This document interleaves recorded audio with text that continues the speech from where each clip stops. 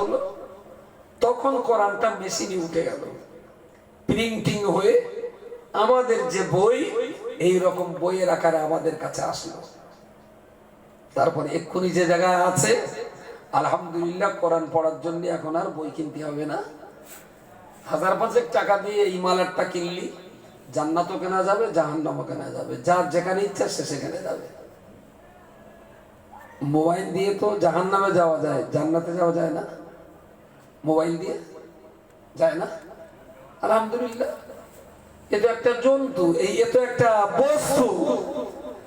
হাতে ছুরি, যদি কচির আগা কাটলি 1200 টাকা পাওয়া যাবে, গরুর গলা কাটলি 150 টাকা পাওয়া যাবে, আবার মানুষের গলা কাটলি 12 বছর জেলখানায় বসে বসে ভাত খাওয়া যাবে। একই ছুরিতে অনেক রকম কাজ হতে পারে। যে ছুরিটারে যেরকম ব্যবহার করবে সে সেই রকম ভলভোগ করবে। প্রিয় শ্রোতা মণ্ডলী, মনে রাখুন, এত সময় ধরে বলার পরে আমি কি আপনার কাছে জানতে চাইতে পারি যে কোরআন 1400 বছর ধরে হাজার হাজার বান্দাদের হাতে লেখা কোরআন প্রচার হলো, পাথরে লেখা কোরআন প্রচার হলো, গাছের ছালে আর কাঠে লেখা কোরআন প্রচার করা হলো। রাসূলুল্লাহ সাহাবীগণ পাথরে লেখা কোরআন নিয়ে নিয়ে তারা পড়াশোনা করে নামাজ পড়েছে। 1400 বছর পরে আমাদের কাছে সেই কোরআনুল কারীম অত্যন্ত পরিচ্ছন্ন একটা কিতাব, সাজানো গোছানো একটা কিতাব, দারুণ সুন্দর কাগজে লেখা জঞ্জাল অক্ষরে একটা কিতাব আমাদের বাড়িতে মজুদ। কিন্তু আমি কি জানতে পারি যে মাটি কুমড়ার ঘরে ঘরে এ কোরআন দেখতে পাওয়া যাবে, ওই মাটি কুমড়ার ঘরে ঘরে আল্লাহর কোরআন পড়তে পারা মুসলমান কপিস পাওয়া যাবে। বলেন পাকিস্তানের খবর কি? পাকিস্তান, পাকিস্তান, তার মানে যে জায়গাটা খুব পাক পবিত্র তারই নাম পাকিস্তান। মাটি কুমড়া নাকি পাকিস্তান। কোরআন পড়া লোক কজন? কথা বলে আছে কম, মানে 100-এর ভিতরে 95টা জানে আর 5টা কম। তারা 95টি পড়তে পারে, 5 জন পারে না। কিরম একটা মোটামুটি বলেন, বলেন 5 জন পারে, ভেরি গুড। আচ্ছা, এই 95 গরু খাচ্ছে তো, বেশ, আর কিছু লাগবে না। জান্নাতের দরওয়ান তো গরু থাকবে, জান্নাতের দরওয়ান থাকবে। এরা যেই যাবে বলে এই তুমি তো আমার খেতে, এই চলে এসো আমার বগলের তলাতে জান্নাতে ঢুকে যাও। গরু খালি জান্নাতে ঢুকে যাবে। প্রিয় শ্রোতা মণ্ডলী, মনে রাখুন কোরআনুল কারীম কেন আপনাকে আমি বলছি যে কোরআন পাওয়ার জন্য বিশ্বনবী 22 বছর ধরে সাধনা করেছেন, যে কোরআন পাওয়ার জন্য রাসূলুল্লাহ এত কষ্ট আর এত মেহনত করেছেন। এক যুগ ধরে গার হিরায় বসে সাধনা করার পরে যে কোরআন আল্লাহ নবীকে দান করলেন, যে কোরআন পাওয়ার জন্য রাতে দিনে তিনি সতর্কতা অবলম্বন করতেন। গভীর রাতের মাঝখানে আম্মা জান আয়েশা সিদ্দিকা রাদিয়াল্লাহু তাআলা আনহা খুব আস্তে আস্তে ফিসফিস করে বললেন, ইয়া রাসূলুল্লাহ, আস্তে আস্তে করে বললেন। একে ডাকে রাসূলুল্লাহ পাশ ফিরে বললেন, আয়েশা বলো কি হয়েছে? রাসূলুল্লাহ আয়েশার এই ডাকে নবীর ঘুম ভেঙে গেল। আয়েশা অবাক হয়ে বললেন, ইয়া রাসূলুল্লাহ, ইয়া হাবিবাল্লাহ, কোনো প্রয়োজন নেই, কোনো প্রয়োজন নেই। আসলে আপনি গভীর ভাবে ঘুমাচ্ছেন কিনা এটা বোঝার জন্য খুব হালকা করে একটু ডেকেছিলাম। আমি যা ডাক দেখেছি গভীর ভাবে ঘুমলে আপনার তো উত্তর দেওয়ার কথা না। আমি তো ফিস ফিস করে বলেছি, তাতে আপনার ঘুম ভেঙে গেল। আপনি এখনো পুরোপুরি ঘুমাননি। রাসূলুল্লাহ বললেন, আয়েশা, আমি এর চাইতে গভীর ঘুম কখনো ঘুমাই না। সুবহানাল্লাহ। এই হলো আমার গভীর ঘুম। বলছি এইরকম ঘুমই পোষায়? আপনাকে তো আলতু করে ডেকেছি, হালকা করে ডাক দিয়েছি, তাতে ঘুমিয়ে গেল। বললেন, হ্যাঁ, আমি এর চাইতে গভীর ঘুমাতে পারি না। কেন, আপনার কি ঘুম আসে না ইয়া রাসূলুল্লাহ? বললেন, হ্যাঁ, ঘুম আসে, কিন্তু আমি এর চাইতে গভীর ঘুম ঘুমাতে পারি না। কেন ইয়া রাসূলুল্লাহ?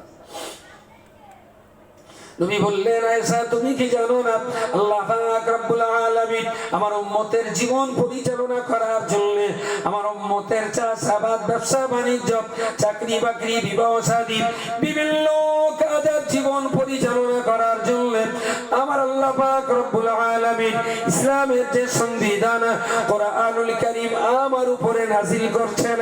জিবরাইল আমাকে শুনিয়ে যান, আমি কোরআন মুখস্থ করে ফেলি, আমি উচ্চারণ করি, আমার সাহাবীরা আমার কাছ থেকে শুনে শুনে তারা লিখে ফেলেন। ওগো আয়েশা তুমি জানো না, আমি যদি গভীর ঘুমে আচ্ছন্ন হয়ে যাই, জিবরিল আমার ঘরে দরজার সামনে দাঁড়িয়ে ডাক দেবেন, আসসালামু আলাইকা ইয়া রাসূলুল্লাহ। আর আমি যদি সালামের জবাব না দিতে পারে, গভীর ঘুমে যদি ডুবে যাই, ফেরেশতা জিবরিল আমার কাছে কোরআন না শুনিয়ে জিবরাইল যদি আল্লাহর কাছে ফিরে যায়, আমার উম্মতে মুহাম্মাদিরা কোরআনের সেই আয়াত থেকে তারা বঞ্চিত হয়ে যাবে। যতদিন পর্যন্ত কোরআন নাযিল শেষ না হবে, আমি মুহাম্মদ ততদিন আমার কলিজা পূরণ করে ঘুমাতে পারবো না। যে নবী আপনার কাছে সম্পূর্ণ কোরআন পৌঁছে দেওয়ার জন্য 22 বছর তিনি গভীর ঘুম ঘুমাতে পারেননি, সেই নবীর উম্মতের দাবি করেন, অথচ সেই নবী 22 বছরের মেহনতের কোরআন 2 পৃষ্ঠা পড়তে পারেন না। আপনি নবীর উম্মত না কার উম্মত, জবাব দেওয়াই লাগবে আজকে।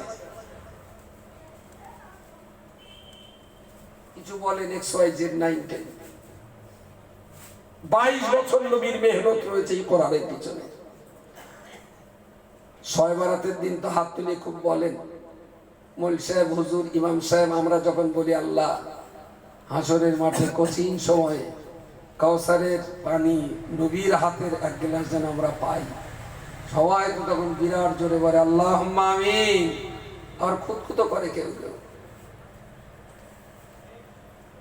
বললাম, চাচা কাউসার যে নবী দেবেন তা তুমি কি জানো না? তাহলে হ্যাঁ কোরআনে আছে, নবীরা ওই হুজুররা বলে টলে।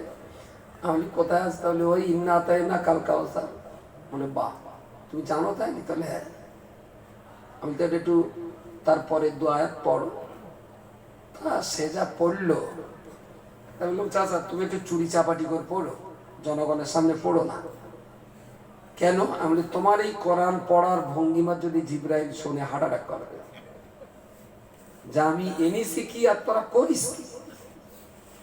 আমি যে কোরআনটা এনেছি সেটা কি করেছিস? তোরা যা পড়তেছ তো আমি ওরাম দেই না, আমার সে কোরআনটা করলি কি? নবীর হাতের কাউসারের পানি খাবে, এ নেশাটা 16 আনার জায়গায় 18 আনা। কিন্তু নবী যে 22 বছর ধরে কোরআনটা দিয়ে গেলে, এ কোরআন পড়ার নেশা মুসলমানের ভিতরে 2 আনা পাওয়া যায় না। কি জাতের মুসলমান? কোরআন ছাড়া কখনো মুসলমান হয়? এদিকে এদিকে ওই কচি কচি কচির আগা কাটে কারা? এদিকে কোন গ্রাম? সব ডাক্তারে কাটে। মুসলমান ডাক্তার না হিন্দু ডাক্তার? আচ্ছা, এটা একটা ফতোয়া। যদি বেলেঘাটায় বাড়ি, ভদ্রমহিলার আমি নাম জানি না, একদিন রাতে আমার জিজ্ঞেস করছে, হুজুর আমাদের একটা নার্সিং হোম আছে, আর নার্সিং হোমের একটা ডাক্তার আছে, ভালো ডাক্তার।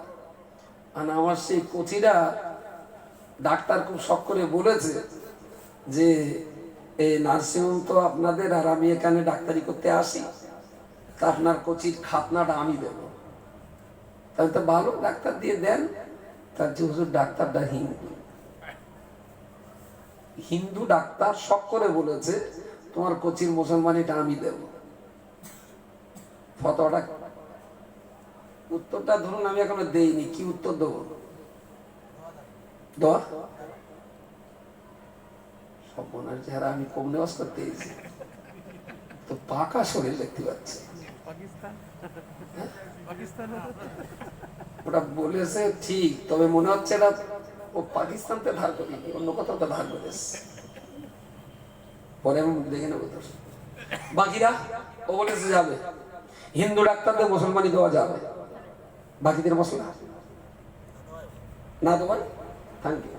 ইনি বলেছেন না দেওয়াই ভালো, ও বলেছে দেওয়া যাবে হিন্দু ডাক্তারদের। নেক্সট, যাবে না, একদম ঝেড়ে বলেছেন যাবে না। ও ঝেড়ে বলেছে যাবে, একজন ঝেড়ে বলেছেন যাবে না, আর একজন বলেছে না দেওয়াই ভালো। যা মন্তব্য আসবে তিনটে এসে গেছে, আর একটাই বাকি আছে। ইনি বলেছেন না দেওয়াই ভালো, ও বলেছে যাবে, ইনি বলেছেন যাবে না, দুটো একদম ঝেড়ে গেছে।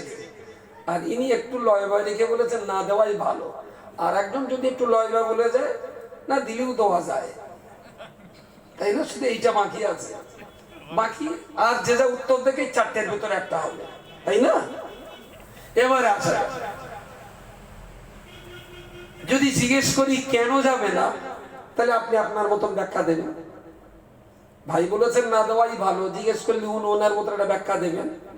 ওরে যদি বলি তুই বললে দেওয়া যাবে, তোমার ব্যাখ্যা কি? ব্যাখ্যা দিতে পারবা? পারবা? ও চোখ মুখে ভাব দেখে মনে হচ্ছে বলতে পারবে। চোখ যার দুবার দুবার করে মিটকি মেরেছে তাকে মনে হচ্ছে পারবে। আচ্ছা, মশলাটায় আসা যায়। নখ কাটার সময় কি বলে কাটেন? নখ কাটার সুন্নাতে মুআক্কাদা। যখন মেশিন দিয়ে বা বেলেট দিয়ে কাটেন কি বলে কাটেন? কিছু বলেন না? আচ্ছা, বলেননি সেটা দোষ। যদি কিছু বলার ইচ্ছা হয় কি বলে কাটবেন? বিসমিল্লাহ, তাই না? যদি গোপ কাটার দরকার হয় বিসমিল্লাহ বলে কাটতে হবে।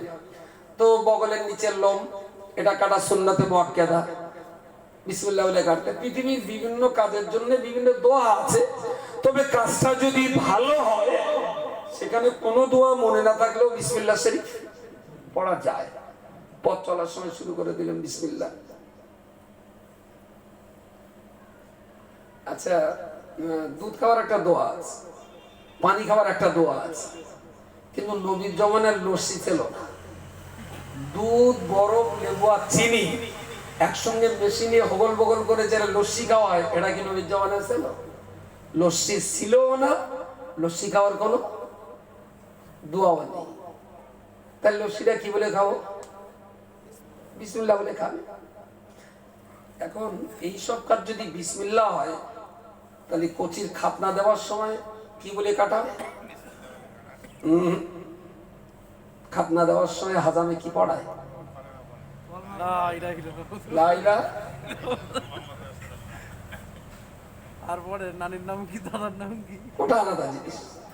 তাহলে নখ কাটার সময় বিসমিল্লাহ, গোপ কাটার সময় বিসমিল্লাহ, শরবত খাওয়ার সময় বিসমিল্লাহ, আর আগা কাটার সময় লা ইলাহা ইল্লাল্লাহ। কেন? আমি হাজামের সঙ্গে ঝগড়া বেঁধে দিয়েছি। বলে হাজাম, আমার কচি তুই নুনু, তোমার ইচ্ছা মতো না 1 ইঞ্চি বেল দিয়ে কেটে লাও, তাতে আমি কিচ্ছু বলবো না, কিন্তু কলমা পড়ে কাটতে দেবো না। না, আমি তো কলমা পড়ি তো কাটি। আমি কেন কাটো কলমা পড়ে? আমার বলা লাগবে না। কোন হাদিসে আছে? কোরআনের কপারায় আছে, আর কোন হাদিসে আছে যে খাতনা দেওয়ার সময় কলমা পড়াতে হবে? এটা আমার দেখার কি লাগবে? আর তুই যদি আমার দেখতে চাও, আমি দেখিয়ে দেবো বিসমিল্লাহ বলে। ভালো কাজ বিসমিল্লাহ বলে করা যায়। তোরা একটা ভালো কাজ বিসমিল্লাহ বলে কাটো। ওর তো সারা জীবন কেটে কেটে অভ্যেস হয়ে গেছে। তুই তো সারা জীবন লোকের কেটো, আজকে আমি তোমার খাতনা দেয় বাড়ি পাঠাবো। তুমি আমার কচির কাটো, বিসমিল্লাহ বলে কাটো, কলমা পড়তে দেবো না। ও সেই ছুরির ধরে আবার পিছিয়ে বলতে, ভাই একটু পড়ে গেলে আমি না কলমা পড়তে দেবো না। তাহলে আমি না পড়ে তা আপনার ছেলে, আপনি একটু পড়িয়ে নেন, আমি কালকে পড়াবো। ও আমার ছেলে কলমা এমনিও পড়তে পারে, যা বাকি আছে কাল আবার পড়াবো, তবে আগা কাটার সময় কলমা পড়াবো না। কেসটা কি বলুন? আসলে মুসলমানদের ভিতরে একটা ধারণা আছে, সালা যতই গরু খাকার যতই মুসলমানের বাচ্চা হোক, এই আগা না কাটা পর্যন্ত মুসলমান হয় না। সেই জন্য ওটাও কেটে দিলে আর কলমাটাও পড়িয়ে দিলে তুমি একটা পাকা মুসলমান হয়ে গেলে। আমার কথা কি বোঝা যাচ্ছে? তা না হলে সমস্ত কাজ করছি বিভিন্ন দোয়া দানিতে, আর ওই কাজের সময় কলমা, তার মানে কলমাটা তো মূলত কাজে লাগে ইসলামের ঘরে দরজা টপকানোর সময়। ইসলামে প্রবেশ করতে গেলে কলমা পড়ে উঠতে হয়। আমার ছেলে তো মুসলমান করি রেখেছেন, তুই আবার কলমা পড়ি কি ঢোকাবি? আর বিসমিল্লাহ বলে কাট। মাঝে মাঝে তো মনে হয় যে ছোট আর একটা নাবিকাতে ইবানা হয়েছে, ওরে মুসলমানই দবুই না ওই ভাবে। যদি মুফতি সাহেব আমার জুতোর বাড়ি টাড়ি না মারে, 4 বছর বয়স হচ্ছে, তাহলে ওইভাবে দেখে দেবো। আর টার্গেট আছে ওরে হাফেজ করাবো, মাওলানা করাবো। যদি আল্লাহ ওর ব্রেন মতিগতি ভালো রাখে, আমি তার বাপ আল্লাহর কাছে দোয়া করি, যদি আমার দোয়া সন্তানের জন্য আল্লাহ কবুল করে, ওরে ওটা ভালো আলেম বানাবো, কিন্তু নুরু কাটতে দেবো না। আর মসজিদে ইমামতি করার জন্য আমি ওরে কোন একটা মসজিদের ইমাম বানাবো। এইবারে কেউ ফতোয়া দে যে ওর আগা কাটা নেই, ওর পিছনে নামাজ হবে না, দেখি কোন মাওলানা ফতোয়া দেয়। বুঝতে পারি না আমার কথা? এইটাকে যে এত গুরুত্ব দেওয়া হয়, খাতনা দেওয়া। দেখুন দিন আপনার এই মাটি গোমরা গ্রামে বিরাট ব্যস্ত, তো 3 ভাই বিরাট ব্যস্ত, খুবই সৎ, ভালো অফিসার, দারুণ ভালো লোক। হঠাৎ 3 ভাই ঈদের দিন বাড়ি বসে একটু ক্ষীর নাস্তা পানি মজা করে খাতি খাতি, হঠাৎ ছোট ভাইটা বলতে, ছোটদা বড়দা সব বানা আসে, তুই তো ভিডিও অফিসে পড়ে থাকিস, ও তো ওসি থানায় গিয়ে পড়ে থাকে, আর আমার তো দেখি পোস্ট অফিসে পোস্টমাস্টার পড়ে থাকি। সে 3 ভাই যার সেই কাজ নেই তো পড়ে থাকি। সে আমার বড় ছেলে বলো 19 বছর বয়সে খাতনা দেওয়া হয়। যা কি হয় বড়দা, খুব ব্যস্ততার কারণে ভুল করে কাজের চাপে খাতনা দেওয়া হয়নি। মাটি কোমরা গ্রামে এরকম একটা ছেলে আছে যে কাজের চাপে খাতনা দেওয়ার টাইম পাইনি, 1 পিস। কথা বলে নেই, একটাও নেই, গ্যারান্টি। দেখে শুনে বলতেছে না, আমরা ফেলতে নেই না। আচ্ছা, প্রচন্ড কাজের চাপে পড়ে মাটি কোমরার একটা বাচ্চা, বয়স 19 হয়ে গেছে, 5টা কলমা পড়ানো হয়নি। এরম বাচ্চা আছে একটা? কথা বলে আরে এতে কাপ অনেক বাকি এখনো, আমার সঙ্গে ঝগড়া করেন। কাঁধে চাপে খাতনা দেওয়া হয়নি, এরম ছেলে একটাও নেই। কাঁধের চাপে কলমা পড়ানো হয়নি, এরম ছেলে একটার দেখা আছে গ্রামে? 600। তাহলে এদের কাছে কলমার চাইতে আগার দাম বেশি। কথা বলেন, কথা বলেন। এ জাতির কাছে কলমা শেখানোর চাইতে হাজাম দিয়ে আগা কাটাটা বেশি গুরুত্বপূর্ণ। কিন্তু ইসলাম কি তাই বলে? আবু বকর রাদিয়াল্লাহু তাআলা আনহু 37 বছর বয়সে তিনি কলমা পড়েছিলেন, তার খাতনা দেওয়া ছিল না। ওমর রাদিয়াল্লাহু আনহু 26 বছর বয়সে কলমা পড়েছিলেন, তারও খাতনা দেওয়া ছিল না। আদম নবী আলাইহিস সালাম, তার খাতনা দেওয়া ছিল না। নূহ নবী আলাইহিস সালাম, তারও খাতনা দেওয়া ছিল না। নবী সুলাইমান আলাইহিস সালাম, তারও খাতনা দেওয়া ছিল না। হুদ আলাইহিস সালাম, তার খাতনা দেওয়া ছিল না। দাউদ আলাইহিস সালাম, তারও খাতনা দেওয়া ছিল না। পৃথিবীর হাজার হাজার নবী রয়েছেন যাদের খাতনা দেওয়া ছিল না।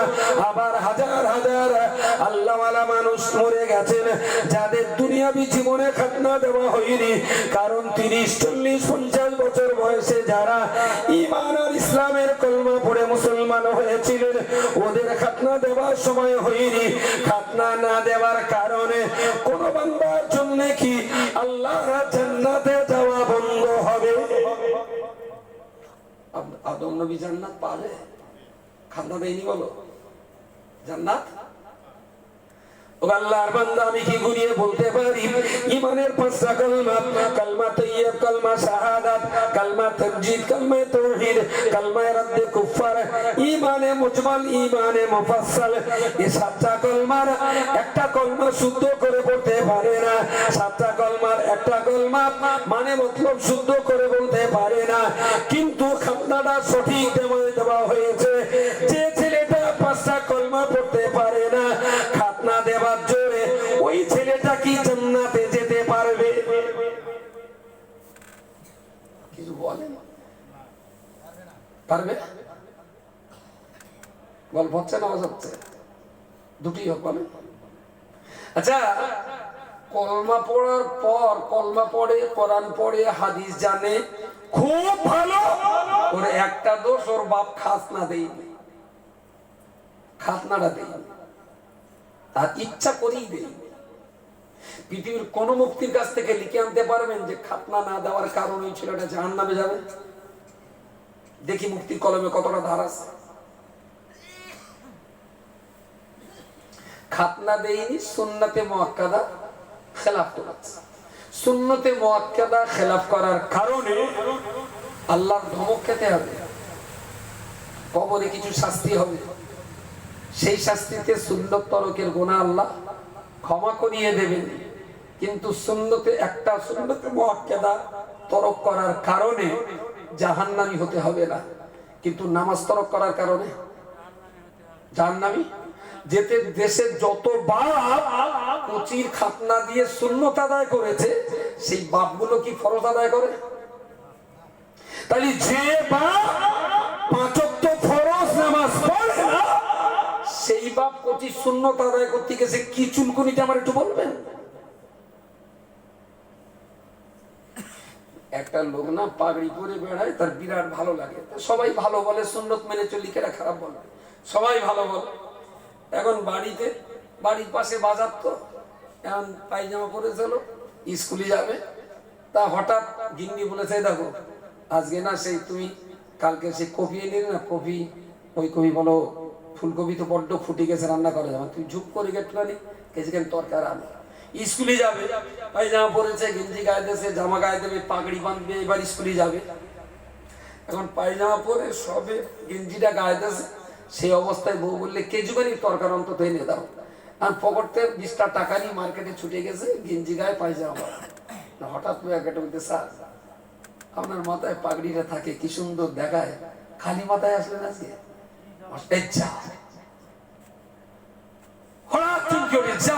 পাগড়ি করা হয়নি, তাড়াতাড়ি করে পায়জামাটা খুলে একটা ঠ্যাং ঝুলকে দে আর 1.5টা ঠ্যাং পাক দে, একটা পাগড়ি করে এনেছে।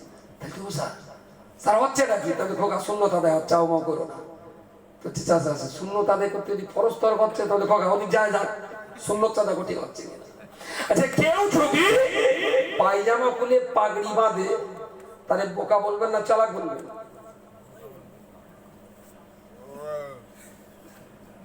পাতি বুঝতে পেরেছে, আমি তো গাল হাকার আর লাইন দেখো কি মুসো, সবাই বোঝে। পায়জামা পরাটা ফরজ ছিল, পাগড়ি বাঁধাটা সুন্নত ছিল। এখন পায়জামা খুলে যদি পাগড়ি বাঁধে, যেমন ফরজ তরক করে সুন্নত অবজ্ঞা করলো, ফরজকে অবজ্ঞা করা হলো, আর এই সুন্নতের কি সওয়াব পাবে? ফরজ তরক করে যে সুন্নত পালন হচ্ছে, সুন্নতের সওয়াব। উপরন্ত দেশের জনগণ যে যা মাস্টারের কাছে ছেলেপিলে পড়াতো, ওর কাছে বলে মাস্টার নিজের তাই ফেজাও, পায়জামা খুলে পাগড়ি জড়াচ্ছে, উরির কাছে আর ছেলে পড়তি?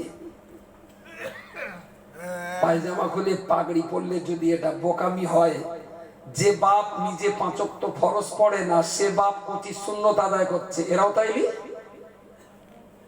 পায়জামা খুলে পাগড়ি বাঁধার দলে।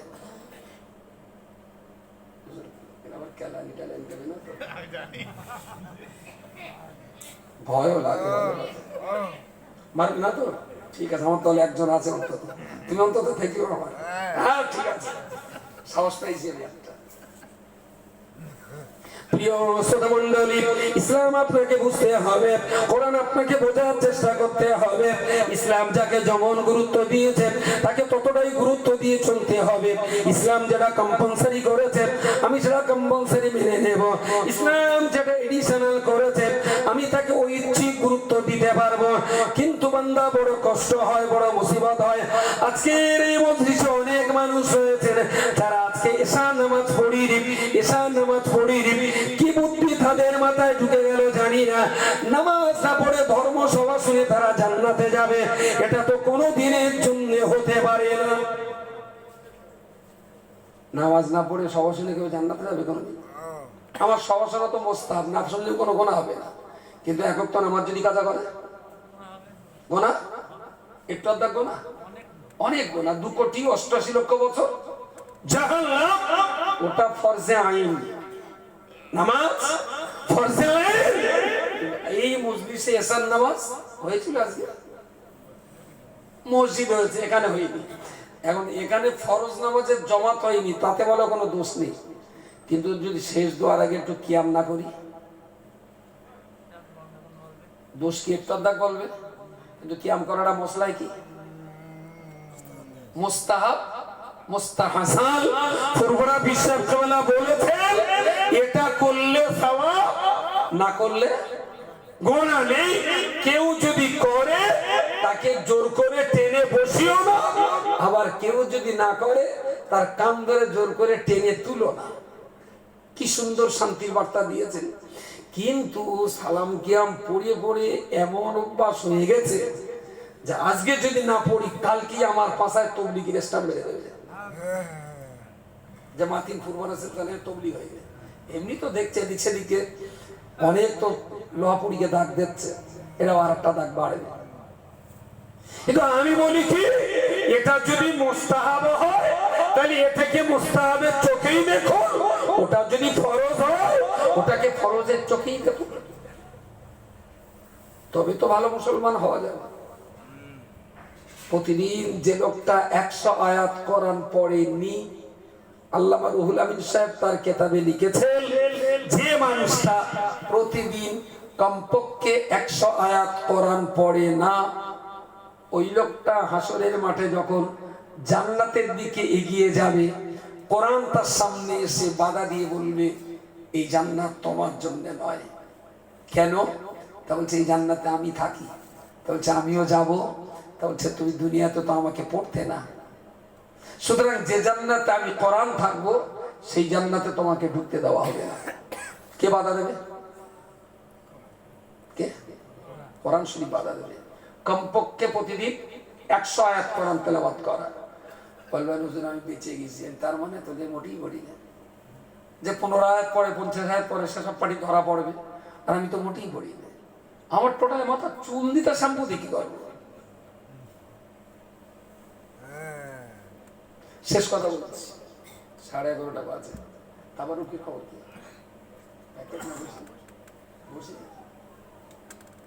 বসিয়ে মাখানে আছে না, মাখা দিয়ে কোনো চিন্তা নেই, তাই একদম মাখিয়ে দেবে। আজ ঠান্ডাও খুব, তার বকতে বকতে প্রায় 1 ঘন্টা 10 মিনিট বকে ফেলেছি। আর মিনিট 15 ভিতরে ইনশাল্লাহ মজলিস শেষ হবে। চোখ মুখের চাউনি খুব ভালো। আমি খুব গর্বিত যে আপনারা আমার দুটো কথা শুনছেন। যদি না শুনতেন কাকে বলতাম? আপনারা শুনছেন, তার জন্য আমি আপনাদের কাছে কৃতজ্ঞ। প্রিয় শ্রোতা মণ্ডলী, নবী মুহাম্মদুর রাসূলুল্লাহ সাল্লাল্লাহু আলাইহি ওয়াসাল্লাম যে কোরআন তিনি 22 বছর ধরে আল্লাহর কাছ থেকে তিনি পেয়েছিলেন, সেই কোরআন তিনি নিজে মুখস্থ করলেন, সাহাবীদেরকে কোরআন পড়ালেন, সাহাবীদেরকে কোরআন লিখে রাখতে বললেন। সেই কোরআন আস্তে আস্তে আজ আমাদের ঘর পর্যন্ত এসে গেছে। আমি যে কথা পরে বলতে চেয়েছিলাম, এই কোরআনে নামাজ পড়বার কথা রয়েছে তাই আমরা নামাজ পড়ি, রোজা রাখবার কথা রয়েছে তাই আমরা রোজা করি। এই কোরআনে আল্লাহ বলেছেন মদ খাওয়া যাবে না, তাই আমরা মদ পান করি না। এই কোরআনে আল্লাহ বলেছেন বাবা মা সেবা যত্ন করতে হবে, তাই আমরা আমাদের পিতা মাতাকে সেবা যত্ন করি। যে কোরআন ইসলামের হৃৎপিণ্ড, মানুষের দেহের হৃৎপিণ্ড না থাকলে ওই মানুষের দেহের যেমন কোনো মূল্য থাকে না, কোরআন হলো ইসলামের হৃৎপিণ্ড। এই কোরআন যে মুসলমানের ভিতরে থাকে না, হৃৎপিণ্ড দেহে যেমন মূল্য থাকে না, কোরআন বিহীন মুসলমানেরও তেমন মূল্য থাকে না।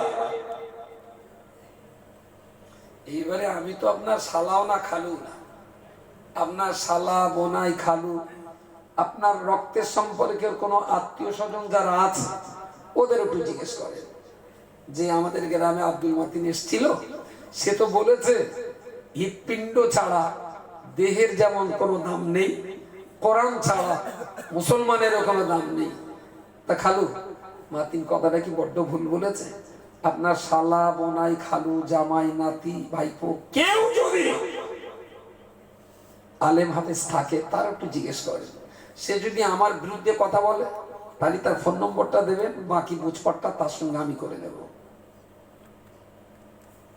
আর আপনার নিজের আত্মীয়, আপনার জামাই, আপনার বোনাই, আপনার খালু, আপনার শালা, তারা যদি আলেম হয়, তারাও যদি বলে যে কোরআন ছাড়া মুসলমানিত্ব টিকতেই পারে না, তাহলে 60টা বছর বয়সেও এখনো কেন কোরআন আপনার হাতে ওঠেনি? দেখুন, জবাব নেওয়ার অধিকার আমার নেই। আপনি যে মহাজনের গোলাম, আমিও সেই মহাজনের দাস। আমি জবাব নেওয়াটা আমার ভুল হবে, তবে আমি জবাব নিচ্ছি না তার মানে এই নয় যে জবাব কেউ নেবে না। একটা দিন কিন্তু জবাব দেওয়াই লাগবে আপনাকে। সেই দিন বুঝবেন আমার কথাটার গুরুত্ব ছিল কিনা। প্রিয় রাসূল সাল্লাল্লাহু আলাইহি ওয়াসাল্লাম এই কোরআনের জন্য কত কষ্ট করলেন। এই কোরআনের জন্যই তায়েফে তার রক্তাক্ত হতে হলো। এই কোরআনের জন্যই তার গলায় ফাঁস লাগিয়ে হত্যার ষড়যন্ত্র করা হলো। এই কোরআনের জন্যই ওহদ যুদ্ধে তার মাথা শিরস্ত্রাণ ফাটিয়ে, মাথা ফাটিয়ে রক্তাক্ত করা হলো। এই কোরআনের জন্যই তাকে দেশ ত্যাগ করে মদিনায় যেতে হলো। সেই কোরআন আজ আমার বাড়িতে আছে। তেলা পোকা, উই পোকা, জেটি আর সার পোকায় জিয়ারত করছে কোরআন শরীফ। এখান থেকে বাড়িতে যেয়ে দেখুন, পকেটের টাকাটা যেমন পরিষ্কার, ধুলোবালি নেই। কোরআনটা যদি ওই রকম পরিষ্কার থাকে, নো ডাউট আপনার বাড়ি কোরআনটা থাক।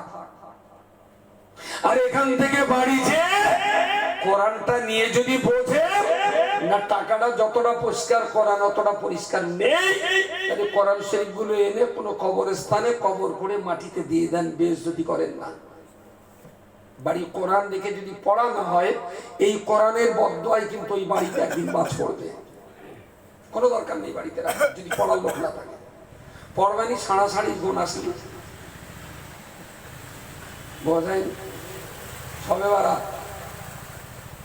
ওই সাড়াসাড়ি গুণই পড়বে, হদ্দ পড়া পড়ে যাবে। তার মানে এরা ভেবেছে যে মুদিখানার দোকানের পঞ্চায়েতের ট্রেড লাইসেন্স বছরে একবার করে রিনিউ করতে হয়। আর এই হুজুর এসে বাড়ি বাড়ি পড়িয়ে দেয়, মোটামুটি আঙ্গা লাইসেন্সটা রিনিউ হয়ে গেল, আসছে বছর আবার হবে, মা তুমি আবার বাস, এক বছরে আর কোনো সম্পর্ক নেই। এটা কি কোরআনের ভক্তি দেখানো না কোরআন নিয়ে ইয়ার কি করা? এটা হিন্দুর বাড়ি চেনা যাবে সকালে বাড়ির ভিতরতে শাঁখের আওয়াজ শোনা গেলে, মুসলমানের বাড়ি বোঝা যাবে সকালে যদি তার ভিতর থেকে কোরআনের আওয়াজ শোনা যায়।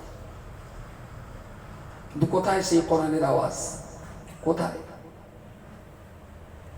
প্রিয় শ্রোতা মণ্ডলী, আমি এতদূর পর্যন্ত বলার পরে এবারে আগের কথাটা সমাধান করে দিতে পারি। আমার পায়ের হাড় ভেঙে গিয়েছিল, এই হাড় জোড়া দেওয়ার ডাক্তার, এটা কি মুসলমান হতেই হবে? আমার পেটে অ্যাপেন্ডিক্স হয়েছিল, অপারেশন করতে গেলে এটা কি ডাক্তারকে মুসলমান হতেই হবে? আমার চোখটা খারাপ হয়ে চোখ পরীক্ষা নিতে করতে হয়েছিল, চোখের ডাক্তার কি মুসলমান হতেই হবে? আমার আঙুল ভেঙে গেল, এটা প্লাস্টার করার জন্য ডাক্তার কি মুসলমান হতেই হবে? হাত ভাঙা, পা ভাঙা, অ্যাপেন্ডিক্স, কান কাটা, নাক কাটা, এসব চিকিৎসা করতে হলে কি ডাক্তার মুসলমান হতেই হবে? বলেন বলেন, অ্যাপেন্ডিক্সের ডাক্তার, এত বড় বড় অপারেশনের ডাক্তার যদি মুসলমান হতেই হবে, এ ফতোয়া যদি না দেন, তাহলে ওখানে ছোট্ট একটা চামড়া কাটা অপারেশন, এখানে মুসলমান ডাক্তার হতেই হবে। তার মানে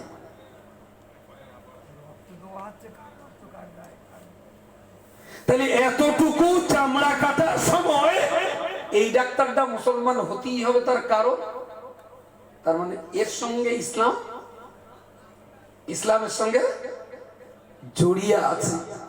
সত্যি খাতনার সঙ্গে ইসলাম জড়িয়েই আছে? খাতনা ছাড়া কি মুসলমান হবেই না? খাতনা ছাড়া যদি মুসলমান হবেই না, এটাই যদি হয়, তাহলে আদম নবীকে কি বলবেন? আদম নবীকে ইসলামের বাইরে বলবেন? দাউদ, সুলাইমান, ইয়াহইয়া, জাকারিয়া, হুদ, শীস আলাইহিমুস সালাম, এনাদেরকে ইসলাম বহির্ভূত বলবেন? আবু বকর, ওমর, ওসমান, আলী তাদেরও তো খাতনা দেওয়া হয়নি। যদি বলেন কেন হয়নি, বয়স 40 বছর, খাতনা দেওয়া শুনলাম গুপ্তাঙ্গ অন্য মানুষকে দেখানো হারাম। তাহলে সুন্নত আদায় করতে যে হারাম কাজ করা। কয়েকটা হিন্দু ছেলে এসেছে, এখনো আসে অনেকেই, হুজুর সব তো হলো, কোরআনও শিখে গেলাম, নামাজও পড়ছি 5 ওয়াক্ত, আলহামদুলিল্লাহ খুব ভালো আছি, কিন্তু হুজুর খাতনার উপায় কি হবে? তো দেহের ওজন কত? তা বললো 62 কিলো। আমি তো 62 কিলো যদি বইয়ে বেড়াতে পারিস, তার 2 গ্রাম পারবি না। হিসেবে বলেছে, বলতে হুজুর তা কেউ থাকবে, থাক নই, কোনো অসুবিধা নেই, তোর দিকে আবার পরকালে।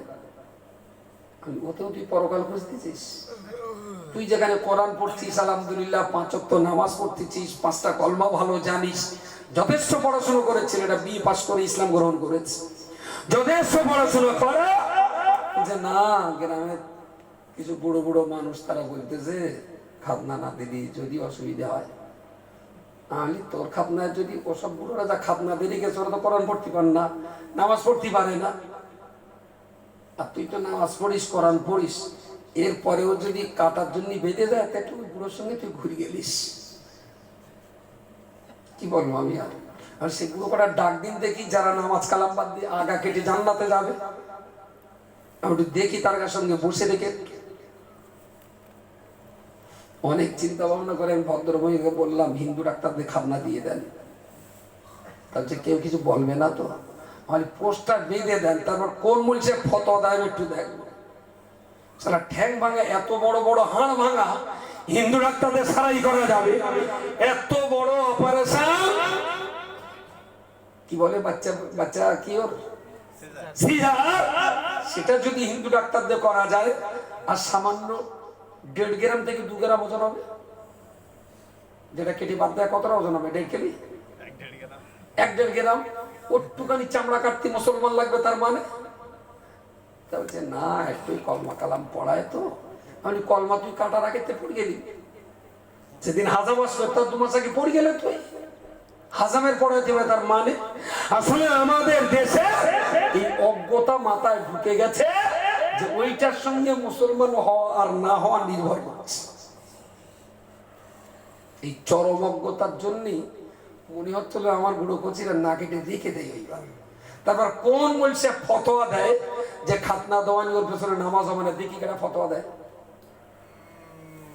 এই জন্য, তাছাড়া অন্য কোনো কারণে না। আল্লাহর রাস্তায় বলছি, খাতনা দেওয়াটা সুন্নাত, অবশ্যই দেবে, আমার কোনো দুঃখ নেই। তবে যে বাপ কচির মাথায় পাগড়ি দিয়ে সুন্নত আদায় করতে যাচ্ছে, ও বাপের জন্য পায়জামা খুলে না যায়। আগে বাপ ফরজ নামাজ পড়ো, তারপরে কচির খাতনা দিক। তুই যদি ভাই নামাজটা নাই পড়তে পারিস, কচির খাতনা দিতে যাচ্ছিস কেন ভাই? তোর এইটা তো ফরজ আর ওটা তো সুন্নত। হ্যাঁ, ও যদি বলে ভাই আমি সুন্নত টুন্নত সব না, এইটা না কাটি লোকে হিন্দু বলবে তাই কাটি, আমি ঠিক আছে ভাই, তুই 2-3 বার কাট, কোনো অসুবিধা। আমাদের দেশে যা কাটে ওতে সুন্নত ঘোড়ার ডিম থাকে, বদনামের ভয়তে কাটে। যদি না কাটি লোকে বলবে না, আরে ওর বাড়ি সব মশা, কাটাকাটি করে না, বলো এটা মান সম্মান যাবে, ওই মান সম্মানের ভয়তে কাটে। ও কি সুন্নতের জন্য কাটে? যারা সুন্নতের জন্য কাটতো, তাহলে আগে ফরজ পড়ে তবে তারা সুন্নত আদায় করতে যেত। আমি শেষ কথাটা বলবো, তার আগে প্রিয় রাসূলের সাল্লাল্লাহু আলাইহি ওয়াসাল্লামের শানে সকলে আসুন একটু সালাম পড়ে নিই। ইয়া নবী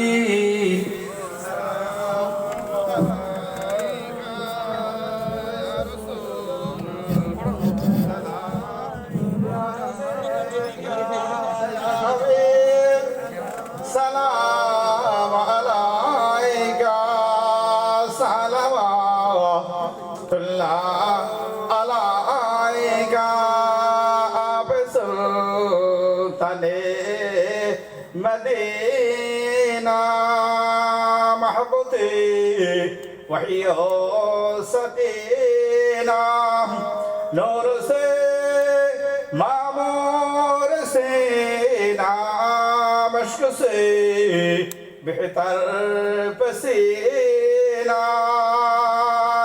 नबी सलाम अलैका या रसूल सलाम अलैका या हबीब सलाम अलैका सलावतुल्लाह अलैका मर नबी मदीना होते সব কিছু দেখ পারেন দেখিতে মোদের লাশ কবরে রাখিলে লইবেন আপন কোলে ইয়া নবী সালাম আলাইকা ইয়া রাসূল ইয়া হাবিব সালাম আলাইকা সালাওয়াতুল্লাহ আলাইকা ইয়া নবী सलाम तुम पर या रसूल सलाम तुम पर या हबीब सलाम तुम पर सलावतुल्लाह अलैका या नबी सलाम अलैका या हबीब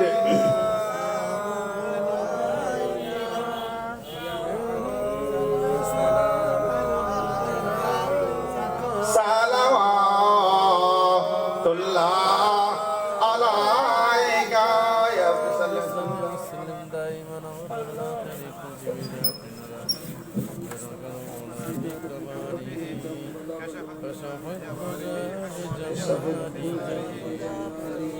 حسنت جميع خصاله صلوا عليه وآله اللهم صل على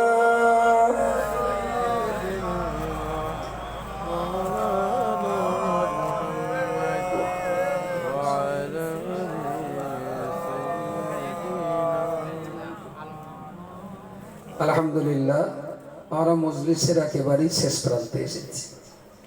তো সর্বশেষ যে কথাটা বলার, দেখুন কোরআন হলো ইসলামের একেবারেই হৃৎপিণ্ড। যদি কোরআন সঙ্গে না নিয়ে কবরে যান, হাসরের মাঠে প্রচণ্ডভাবে ধরা পড়তে হবে। পিরানে তরিকাত, বুজুর্গানে দিন, আউলিয়ায়ে কেরাম, শাইখুল মাশায়েখ, আমাদের পীর মাশায়েখ বুজুর্গ যারা আছেন, আমরা যাদের অনুসরণ করি, তারা সবাই কিন্তু আমাদের কোরআন শিখবার পরামর্শ দিয়ে গেছেন। আপনি একটা আল্লাহওয়ালা মানুষ বলুন, যে মানুষটা আপনাকে কোরআন পড়তে উৎসাহ প্রদান করেননি। সমস্ত আলিম ওলামা, পীর, গাউস, কুতুব, সুফি, দরবেশ সবাই কিন্তু কোরআন পড়বার পক্ষে। আমরা পীর মাশায়েখদের অত্যন্ত ভক্তি করি, কিন্তু পীর মাশায়েখদের কথাগুলো আমরা ঠিকঠাক মানি না,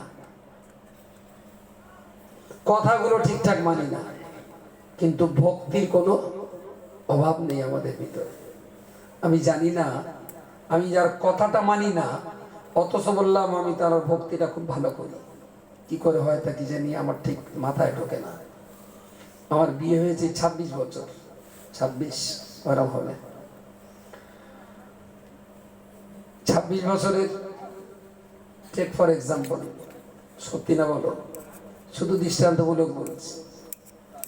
বছর তিনেক পর, বিয়ের বছর তিনেক পর তো কচির মা, সৌরির মেয়েটা আর কি আমার বললো, আমার না জুতো ছেড়ে গেছে, এক জোড়া জুতো এনে দেবেন। আমি বললাম হবে কোন সপ্তাহখান পরে বললেন জুতো আনেননি। আমি তো এই জুতো নিয়ে ঝগড়া করবি আমার সঙ্গে?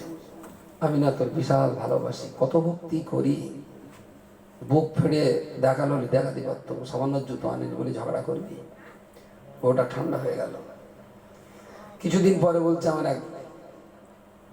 একটা শাড়ি এনে দেবেন। মাত্র দুটো শাড়ি কচি হিসু করে দিলেন, আমাদের কষ্ট হচ্ছে, শাড়ি দেই। ও যখন একটু মুখ কালো করে আমি বললাম আই লাভ ইউ, ও আবার হেসে ফেললো।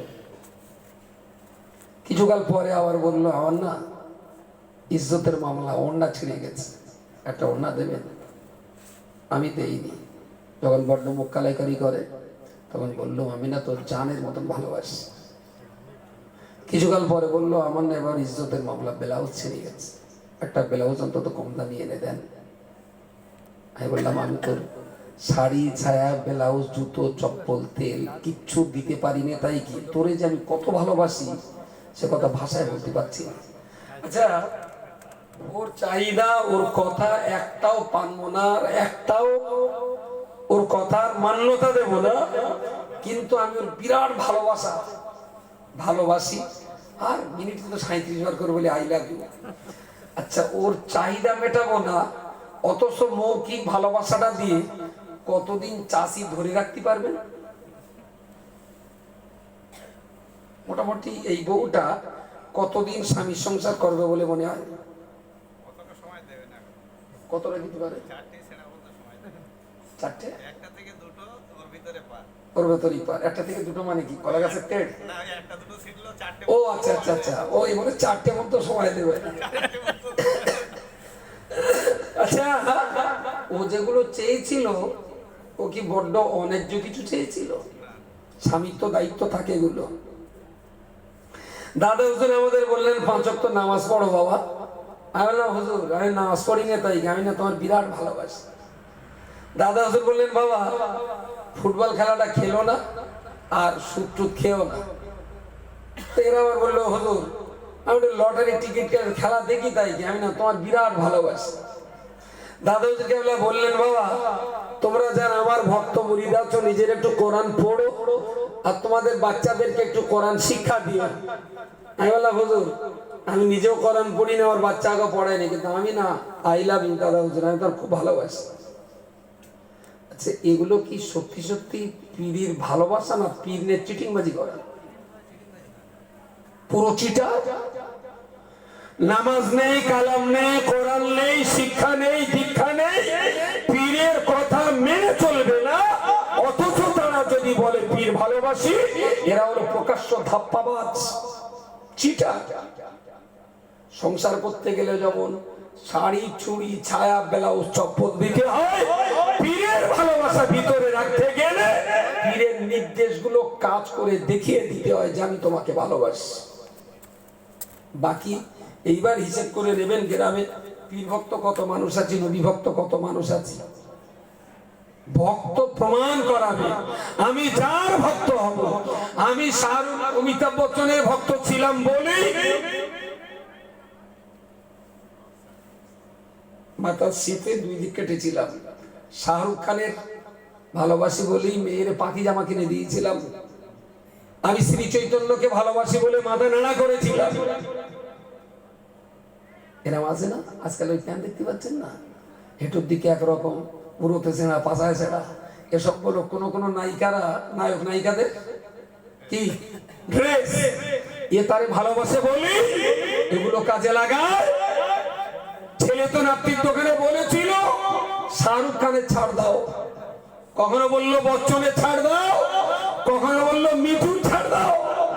ছেলে কোনোদিন নাপির দোকানে বসে বলেনি তো নাপতি নাপতি হযরত মুহাম্মদ সাল্লাল্লাহু আলাইহি সাল্লাম যেমন করে চুল কাটতেন তুমি আমার চুলটা সেই রকম কেটে দাও। তবে তো বুঝতাম পাকিস্তানের পরিবারের ভেতরে ইসলামের চর্চা আছে। আমি ত্রুটি বিচ্যুতির জন্য ক্ষমা চাই, প্রত্যেকের চরণ ধুলিকে প্রণাম জানিয়ে বলছি আল্লাহর রাস্তায় কোরআনটা শিখুন, 5 ওয়াক্ত নামাজ পড়ুন, সন্তানদের দিলে তালিম দেন, দেখবেন ধীরে ধীরে ধীরে ধীরে আপনার পরিবারের ভিতরে ইসলামের ভালো একটা কালচার ফুটে উঠছে। ইসলামের একটা আদর্শ, একটা কালচার, একটা সুবাস আপনার পরিবারের ভিতরে আস্তে আস্তে আস্তে আস্তে ইনশাল্লাহ বড় হতে থাকবে। বাকি যদি মনে করেন মন মে চাঙ্গা তো কাঠ মে গঙ্গা, খোকা তুই যতই বলিস আমি কি করবো সে আমি নিজে জানি, নো ডাউট। এই কথাগুলো না বললে হাসরের মাঠে আমাকে কৈফিয়ত দিতে হতো। আমার দায়িত্ব, আমা আলাইনা ইল্লাল বালাগ, পৌঁছে দেওয়াটা আমার দায়িত্ব। বাকি আপনি যদি নাইবা মানেন তাতে আল্লাহর কাছে আমার ধরা পড়ার কোনো জায়গা নেই। শেষ দোয়া হবে।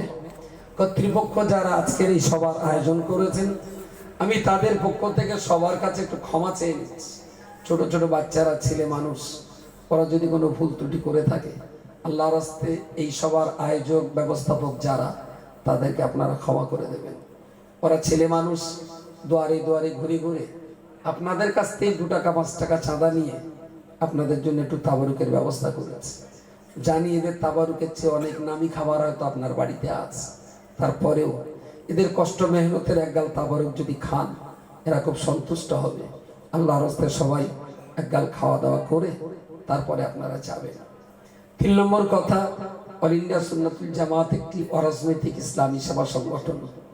86টা রেসিডেন্সিয়াল হোস্টেল যুক্ত মাদ্রাসা, 16টা গার্লস ক্যাম্পাস, বাকিগুলো বয়েজ ক্যাম্পাস, সেই সঙ্গে 248টা কেরালা মডেল ইসলামিক স্কুল, 315 জন আঞ্জুমানে ওয়াইজিনের সদস্য, বঙ্গনের মতো একটা পত্রিকা, 17,093 জন অল ইন্ডিয়া সুন্নাতুল জামাতের রেজিস্টার্ড সদস্য।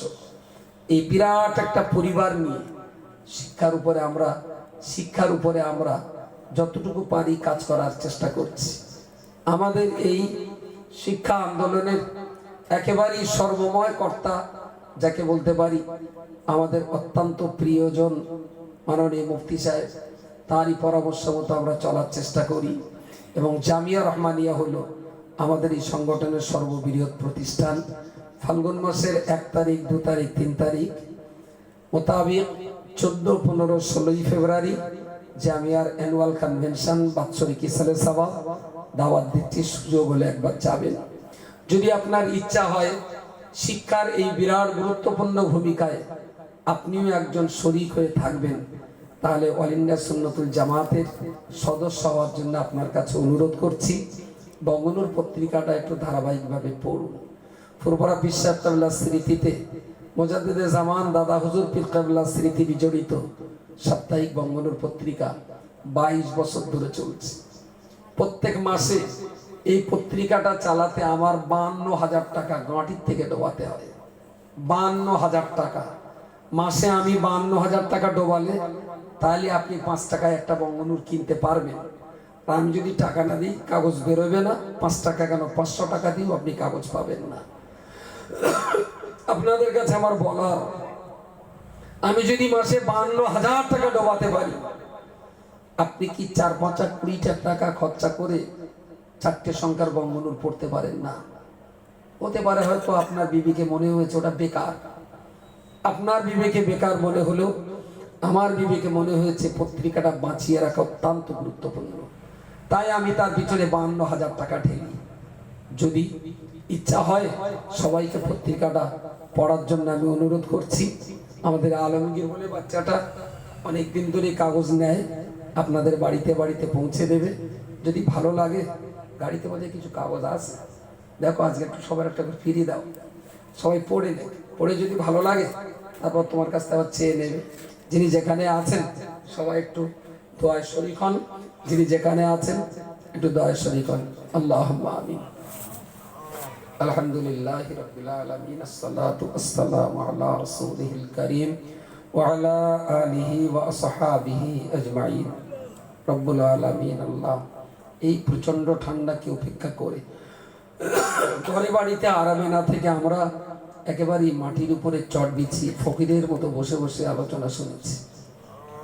আল্লাহ আমাদের বলা এবং শোনার ভুল ত্রুটি খাতা নোকসানগুলোকে আপনি ক্ষমা করে দিন রব্বুল আলামিন।